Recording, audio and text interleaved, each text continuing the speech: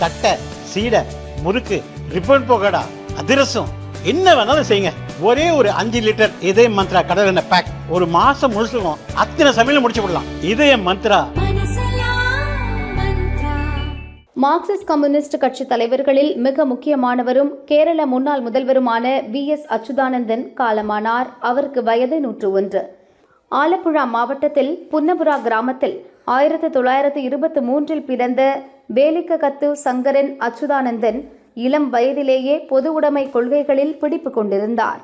இந்திய கம்யூனிஸ்ட் கட்சியில் 17 வயதில் உறுப்பினராக சேர்ந்து 1954 அக்கட்சியின் கேரள மாநில செயலாளராக ஆனார். 1964 இந்திய கம்யூனிஸ்ட் கட்சி பிளவுபட்டது. அப்போது அச்சுதானந்தன் உட்பட 32 தேசிய குழு உறுப்பினர்கள் கட்சியிலிருந்து வெளியேறி மார்க்சிஸ்ட் கம்யூனிஸ்ட் என்னும் புதிய கட்சியை தோற்றுவித்தனர். 1967 முதல் முறையாக அவர் சட்டசபைக்கு தேர்வு செய்யப்பட்டார். எமர்ஜென்சி காலத்தில் 21 மாதங்கள் சிறை கொடுமைகளை அனுபவித்தார். 15 ஆண்டுகள் கேரள எதிர்க்கட்சி தலைவராக இருந்த VS அச்சுதானந்தன் 2006 முதல் 2011 வரை முதல்வராக பதவி வகித்தார்.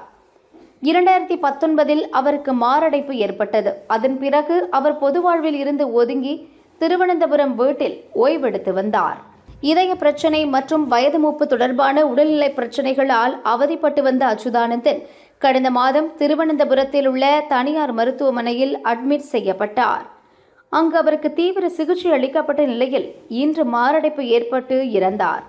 VS அச்சுதானந்தின் மறைவுக்கு கேரள முதல்வர் பினராயி விஜயன் உட்பட அரசியல் தலைவர்கள் பலர் இரங்கல் தெரிவித்துள்ளனர்.